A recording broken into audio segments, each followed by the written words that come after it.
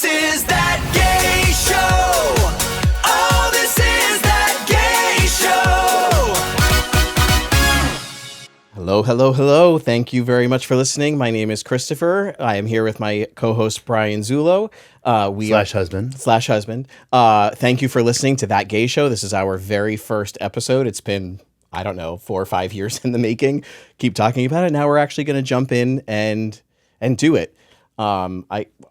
The point of the podcast is to kind of talk about like the LGBTQ IA2S, whatever else they're adding these days, community and life, how we see it, how we interact with our families, our friends, what our relationship has been like, all the things that we have going on, kind of where we started our relationship, where we are now, and all the fun that we've had along the way.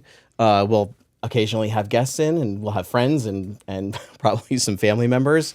But the point is to just have fun, talk about life, and pretty much show that everybody, no matter what creed you're from or what community you're from, we're all kind of figuring life out together and doing it at the same time. Yeah, it's just going to be a good time talking to friends, talking to family.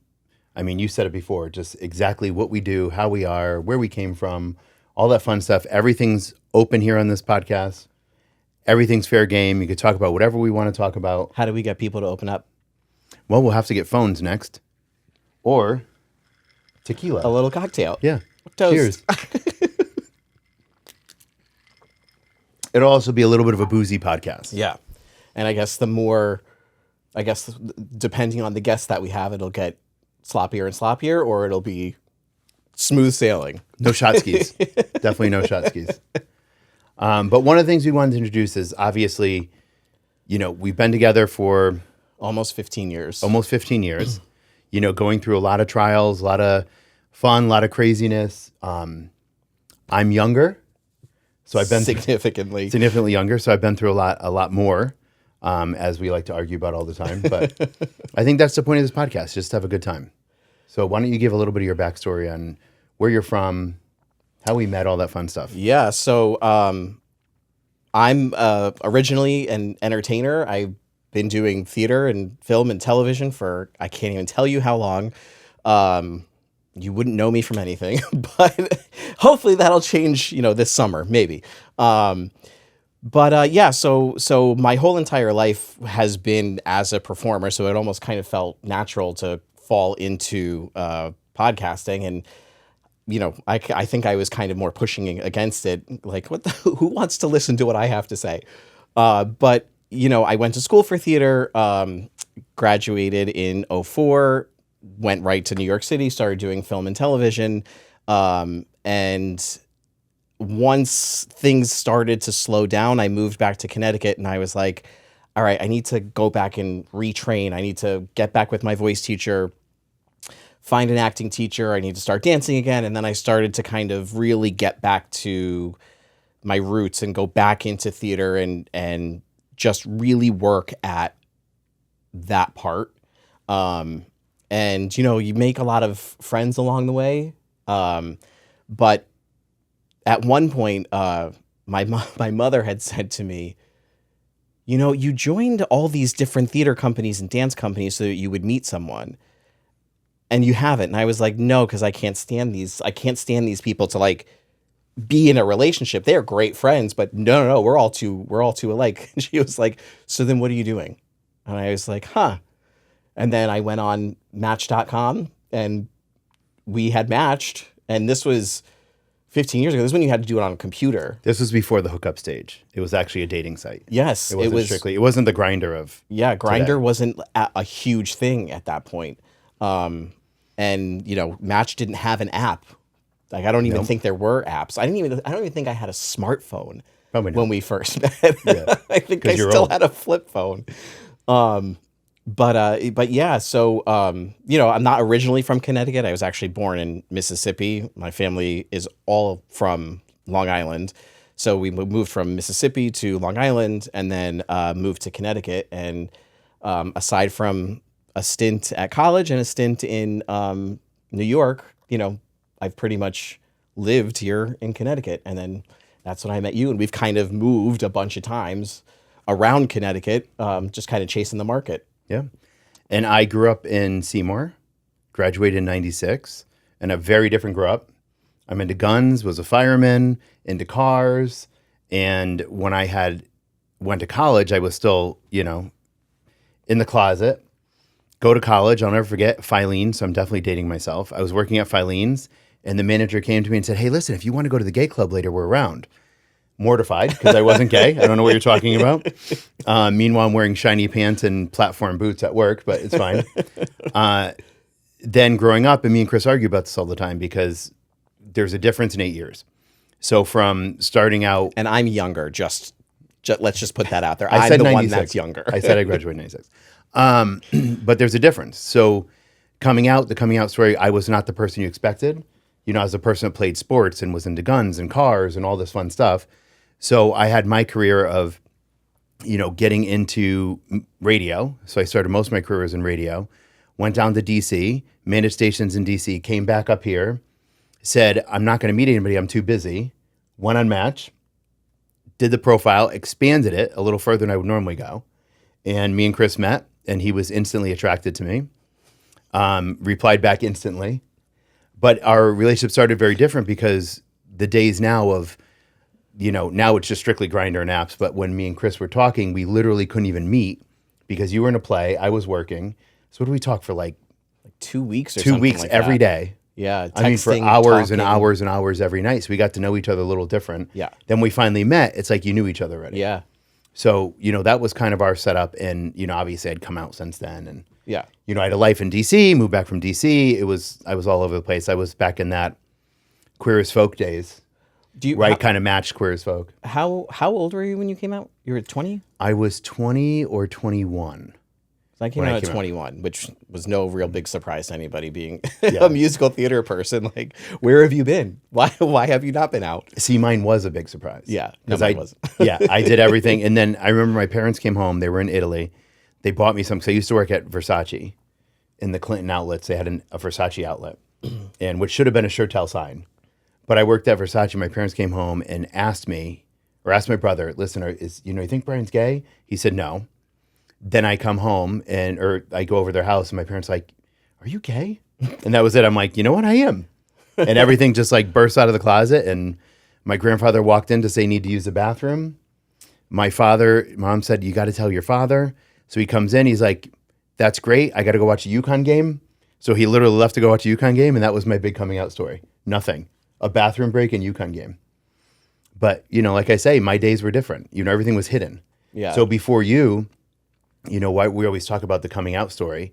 There used to be did you ever have the AOL disc for the free minutes? I think we got them, but my parents, like you, we also grew up very different. Yeah. Yeah, So you were more conservative. There was no AOL. We weren't even allowed to watch MTV in my house. So Yeah, we watched MTV and I'd figure out the code to watch Playboy on the cable because it was coded.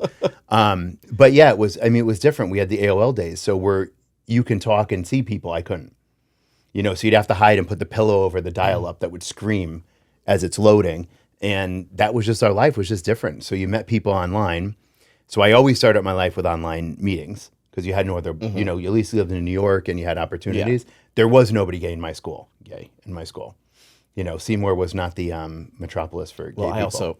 In high school, I was in Woodbury, Connecticut. So that we are the same. Yeah.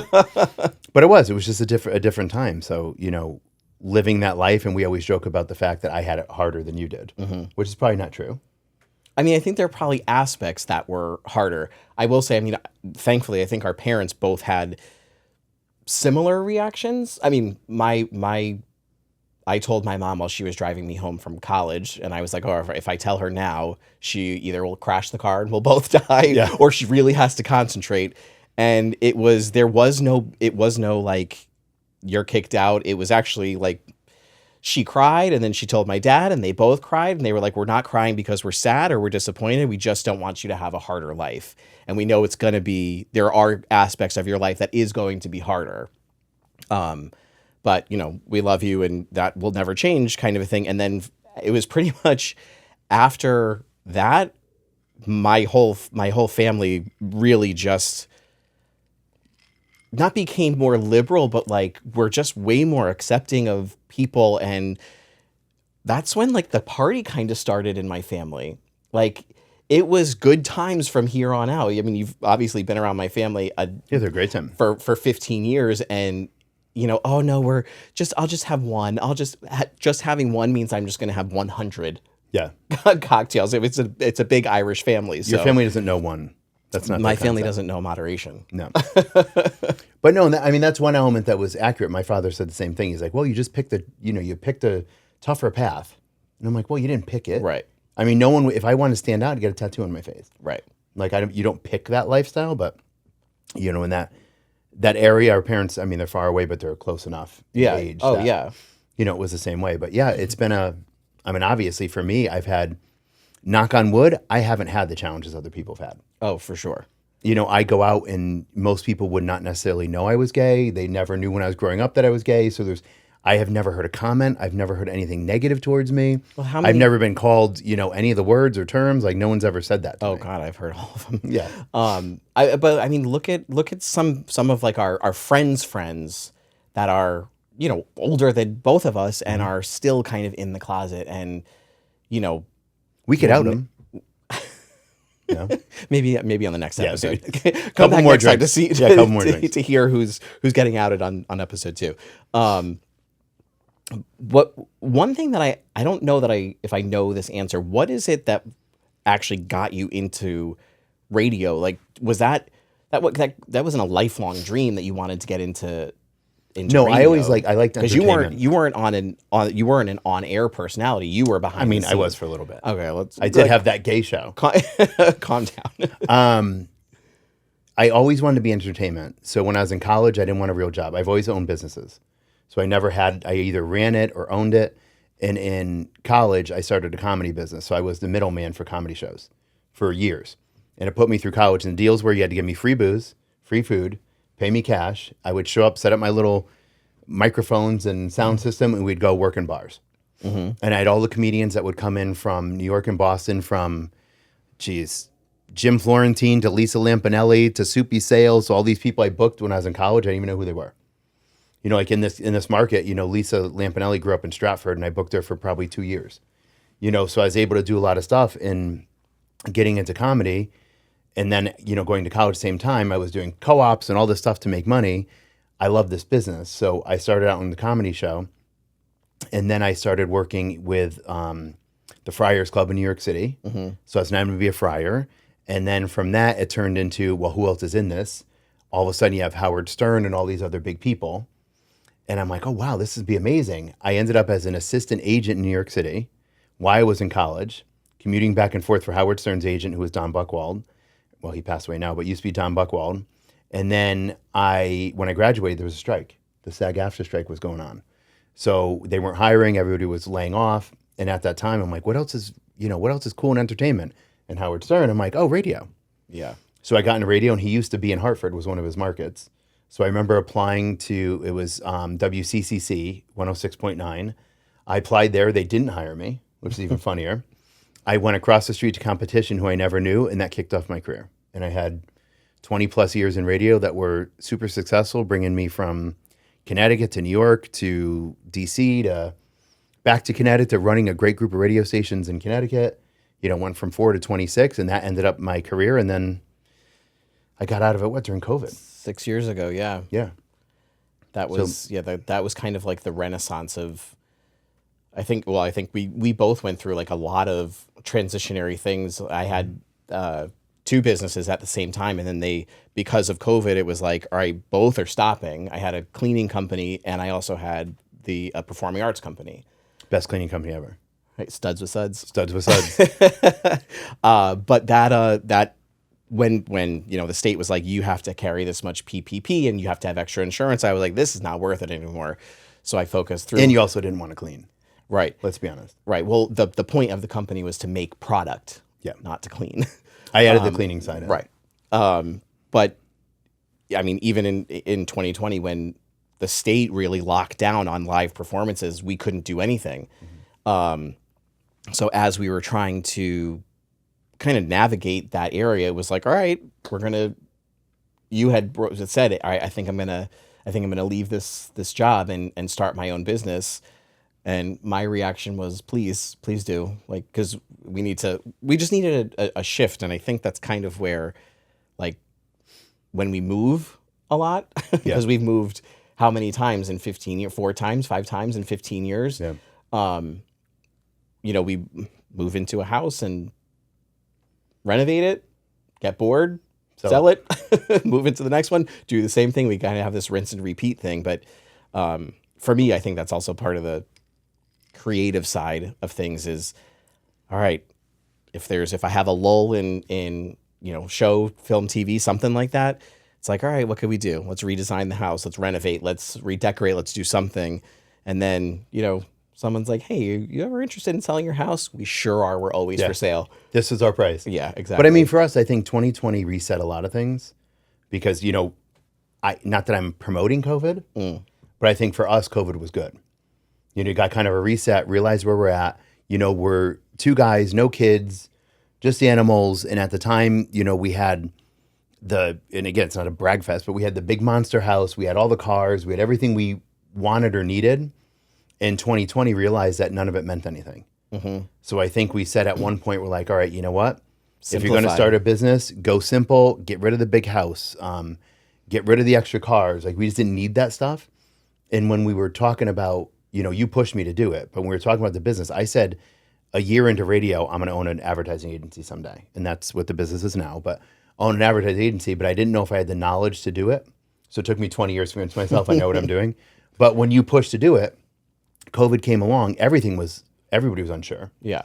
We got to the point, I worked for a great company that was completely supportive. Yeah. And then in the middle, I'm like, you know what? You're right. Let's just go. We have enough money in the bank. We have all of our things that we need. We're prepared. We can, live for some time. So we're able to take the risk where I think sometimes people can't take the risk. But I think as us as a couple, we've always taken the risk that we need to take. Yeah. Whether it's sell the house, whether it's invest here, whether it's, okay, go ahead, do a business, because your company at the time had basically stopped. Yeah, there was things we weren't allowed to. And I had a great job that was supporting me. And I'm like, you know what? I'm good. Let's just stop that too. And I think we did it. And then in that time, we reset in so many different ways. Yeah. Remember we wanted the house in Florida. Like, nope, no house in Florida. Been such a disaster. We don't, all the things that we wanted. Like, who would have thought? I didn't realize. I thought Tampa was cool. I didn't realize Tampa was a dump. Right. Sorry, Tampa. Shout out Tampa. Yeah, you go down to St. Pete. Like St. Pete is gross. Like when I have to walk and worry about lizards, but we're like convinced we're going to live here. Yeah.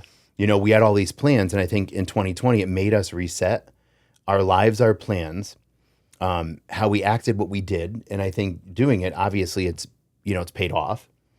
We couldn't do stuff like this and have fun, and but I think the stuff that we did has paid off, and every investment and every chance we've taken. Not everything's going to be 100% successful, but the chances and jumps that we've made have worked out for us. For sure. Because I think it does go back to when you're growing up, and there is a challenge. Like you have to come out. Why do you have to come out? You shouldn't have to come out. Shouldn't have to. Nobody says, oh, are you straight? But it is what it is. And there's challenges that go with that, from parents to life to family. I mean, I remember coming out to my parents and, it was 2 days later, 2 weeks later, whatever it was, Thanksgiving. And my uncle said I'm definitely aged myself. Oh, did you hear that Versace got killed? Who cares? He's just a fag anyways. Literally, but that's how it was. That's a challenge. So everything in life, you're always kind of competing. You have to prove yourself. And I think for years I had to prove myself. And I think we do too. As we go, like we are the couple that, we kind of push everything. We go a little bit further. We'll take the risks that people won't take. Yeah. Even with this, like we're new at this. We don't know what we're doing. Yeah. We're just having a good time telling our life story and bringing in friends. I think we've always taken those risks, and everything, for the most part, has always paid off. And I think that's what the podcast is kind of about, like talking about the risk, talking about our lives, talking about what we did. Not everything has been, roses the entire time, but I think also like there's nothing about us that's extraordinary that somebody else can't do. I think that's kind of the point, is to re-emphasize that I think you've always been follow your intuition. Yeah. Following your gut. And that's when you had first started talking about opening your own business. Remember, like I had the feeling in my gut, I was like, yes, you have to do this. This is going to be the thing. And your old boss, he was giving you really good offers, and he was making a really good case about why you shouldn't leave. And then when you told me, what was being offered, I was like, please don't. Like, yes, this could be a really good financial win, but I was like, you will have such a better time in life doing your own thing.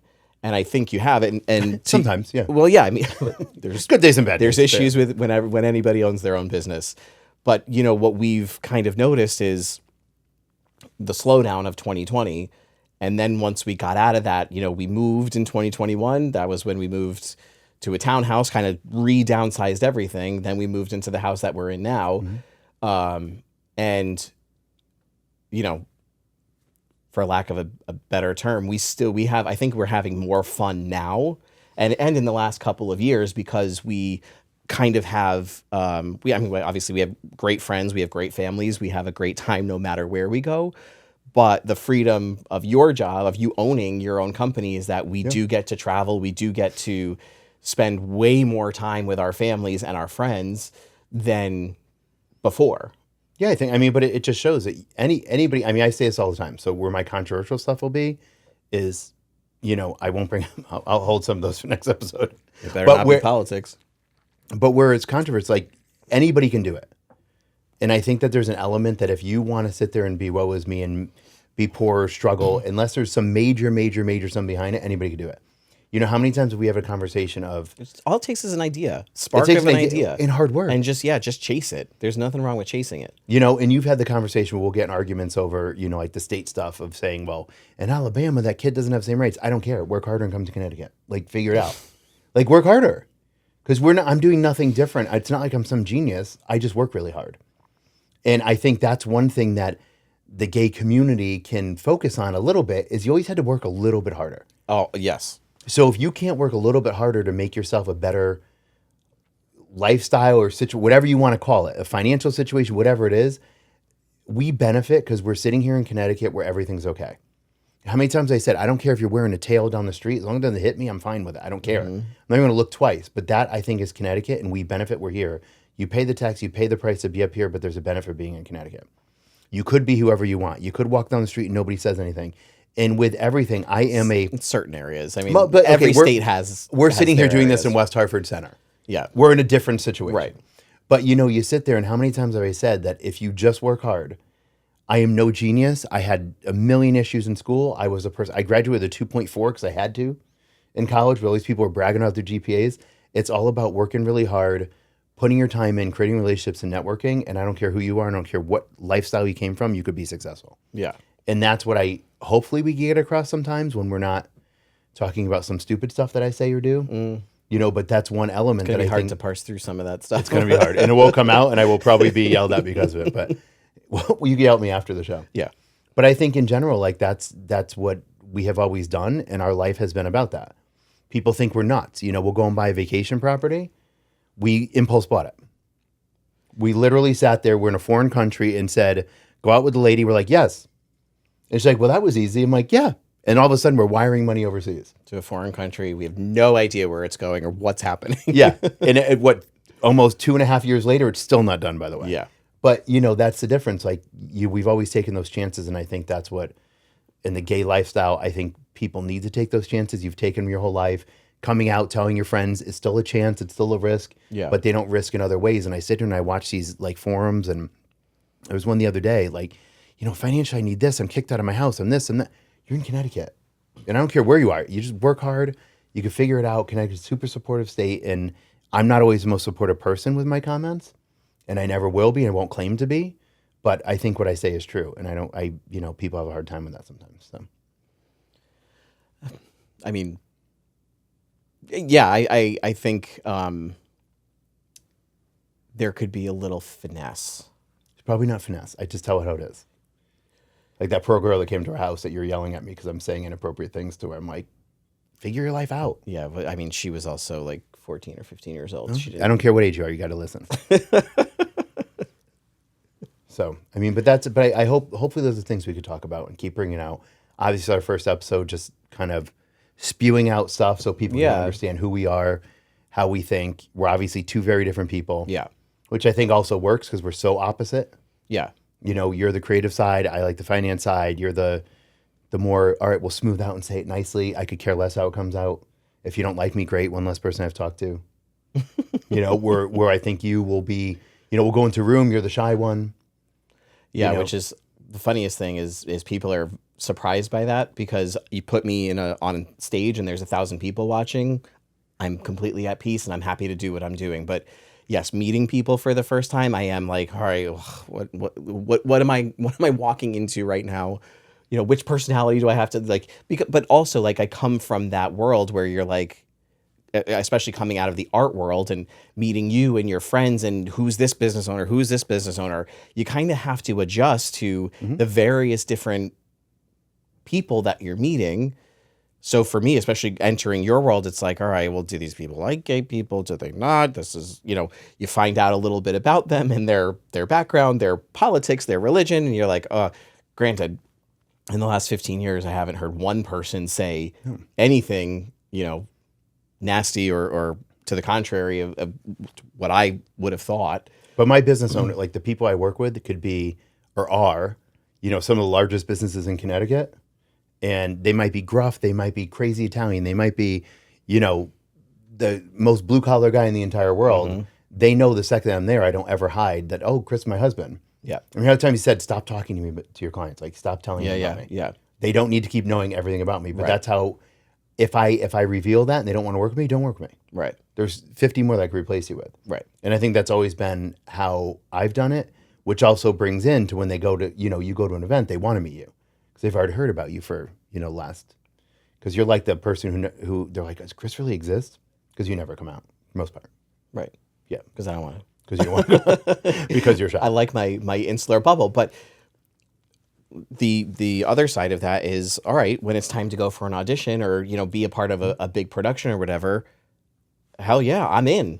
I'm and it's I can walk into a room full of competition and chum it up with everybody and I'm totally fine. There are both sides of the coin where it's like when I'm not in my element, when I'm in your element, and I think you're the same. When you come in and you meet all of my Crazy entertainment theater friends, my theater friends, the artistic people. I know what they're talking about half the time. Right. But it's such a different world and you have to like you'll kind of take a back seat until you kind of figure out who is who's Well, I at also least don't interesting. like theater, so that helps. You do like theater. You don't love it. I don't love it, and some of them I like. Most of it I don't like either. Well, the whole reason that I started my company, I was at a horrible company and then was like, all right, remember my friend was my friend Sandy that was like, yeah, we have to get out of here and do our own and start taking people, away from the toxicity. It's a nutty world. Yeah, it is a nutty world. And there's so much drama. There's so much drama. And I keep saying, because it's just been my experience, the majority of the drama is not even the actors. It's the production team. And I think it's because they don't get that outlet. Like, whereas performers get it on stage and we can Have a release. Yeah, I mean, well, we're taking on a character. It's like, good actors put their own psyche to sleep and they take on the character and you kind of get all that out. You get all your anger, your happiness, your sadness, all the frustration is channeled into something else. And I'm more curious who works for free. So as you're talking about who's on stage, I'm wondering, why are they doing this for free? They're not making any money. I mean, did I make any money the 6 years that I had my company? No. I mean, my company is on hiatus. It's on pause right now. So, But yeah, no, it's amazing. But I guess you just like it. So, yeah, for sure. but I think that's a little bit about us. Obviously, we'll keep going. For episode number 1, I think it's a good little Yeah, a good little intro. vomiting of who we are. Yeah. And we will keep seeing everybody on episode 2, 3, 4, And beyond. Never more. Yeah, I hope so. All right. Come back the next time for That Gay Show with Chris and Brian. That's it.